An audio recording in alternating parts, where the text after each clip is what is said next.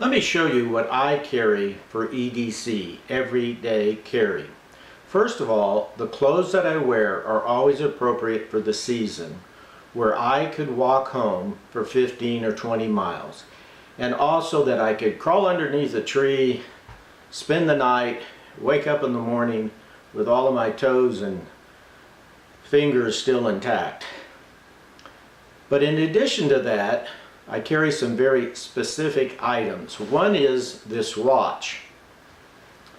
This is a Citizens Eco watch, and it has a solar battery in it. So the sunlight charges the battery in here, and with that, it can last 20 to 25 years. Well, at my age, that's a lifetime guarantee. So I carry a watch to know what time it is. The next thing that I carry is my iPhone, and I always make sure it's fully charged. And the major advantage of this is, of course, outgoing and incoming communications, but also I have a number of books, including medical books, first aid books, and bushcraft books saved down on my iPhone, and just some books for entertainment, so I'm never caught without something that I can't read. Also, a little story on the vest. A number of years ago, one of my daughter and I were traveling out west with a travel trailer, and we stopped at the Four Corners area just south of Utah, where 4 states adjourn, at an Indian trading post, and we just had a delightful time there. And then as we left, we noticed in the far end of the parking lot was a Navajo lady who was cooking authentic Navajo food. And we weren't going to miss that opportunity, so we walked over there and had lunch. But I just vaguely remember as I put my wallet back into my pocket, it was awful full. We got into my Nissan Pathfinder. We drove 50 miles west, when something subconsciously made me ask, where is your wallet? After a desperate search of all my clothing all around the seat, I realized I did not have the wallet. My subconscious told me maybe I dropped it in the parking lot. We drove 50 miles back, and to our utter amazement, there was a miracle. My wallet was laying in the road. It's a little beat up because actually I think I actually ran over it when I turned around the Nissan. So since then, I always, when I'm in public, I carry a vest, wear a vest. And they always have zippers on them where I can put my valuables and my everyday carry inside the pockets with the zipper. So in the left pocket, I actually have 2 wallets. One will have like my medical cards, my driver's license, just important documents that I seldom access. The other wallet has a couple credit cards and has my cash and cards that I frequently access. So I have 2 wallets, and both of them are kept in the left pocket. And I zip them up so there's just no way they can fall out. In the right pocket, I have a number of items. First of all is my key ring, but attached to that is a CPR mask, and I'm perfectly trained to utilize that. In an emergency, if I needed to start a fire, this is called a striker, and it's just a little metal cylinder. It has an O-ring on it, so it helps prevent the lighter fluid from evaporating, and you just click it and you've got your flame, and it easily blows out, and then you just screw it on. And I find this lasts an incredibly long time.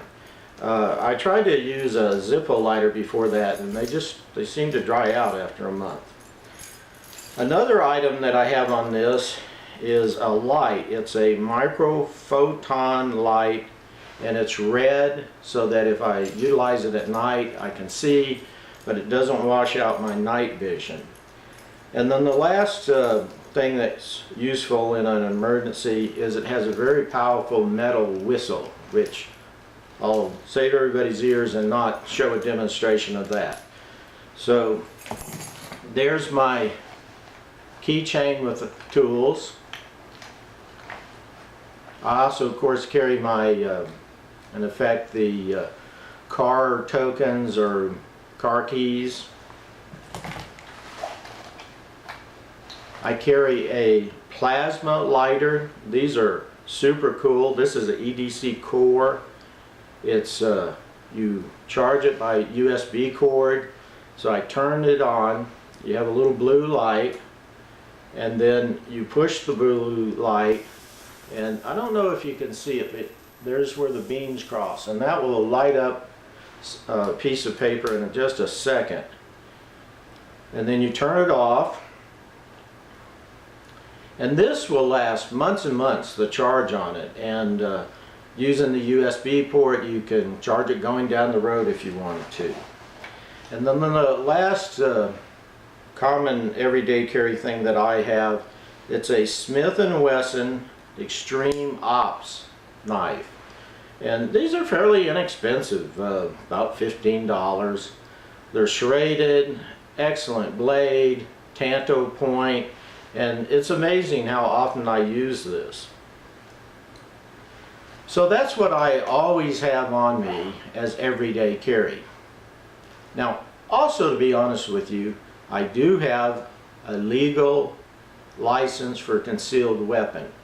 And what I do for that, it's in what, when I was in the service, is called a tanker holster. And it's simply a shoulder holster here. And it has a little loop here on the bottom that you can put on your belt. It snaps here. And let me preference this with, at my age, there is no quick draw. You know, it's going to be a very deliberate act. But you unsnap it, you withdraw your weapon. Now, of course, I would advocate, as I have before, that if you carry a weapon, you should get some safety training on how to safely handle your firearm, how to store it, how to clean it, how to use it, and also receive some legal training on the legal aspects. I was originally trained by a master sergeant who served with the 3rd Infantry Division in World War II. And that would be my father.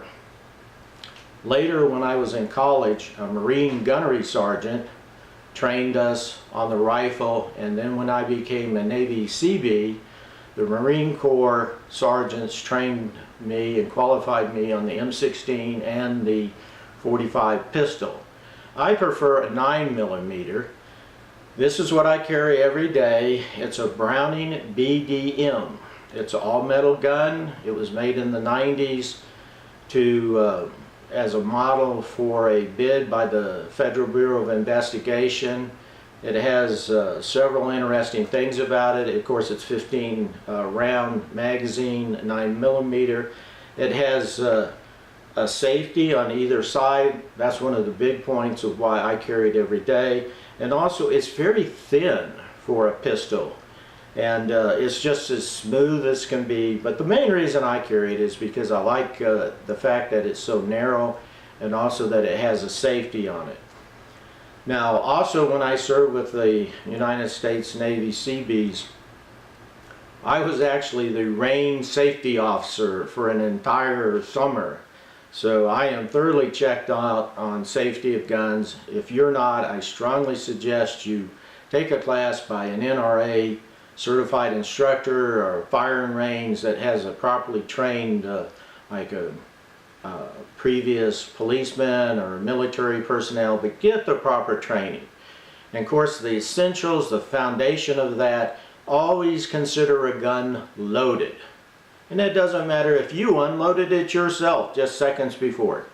Handle it like it's loaded. Never point at anything that you aren't prepared to see a bullet go through. Don't ever put your finger in the finger guard until you're just about to shoot. And then always ensure what is in back of your target and what is your target, And then I also submit an additional safety rule, and that is make sure what is in front of your target and potentially in front of your target. In other words, somebody inadvertently running into the potential area where you would be shooting. So this is what I carry every day. Just put it in here, clip it on. Like I say, there's no attempt to be a fast draw. Now, for my, if I had a choice, what I would carry is which I do have a choice, but when for home defense, I use a Glock 17. And that is just an excellent weapon, just unbelievably smooth.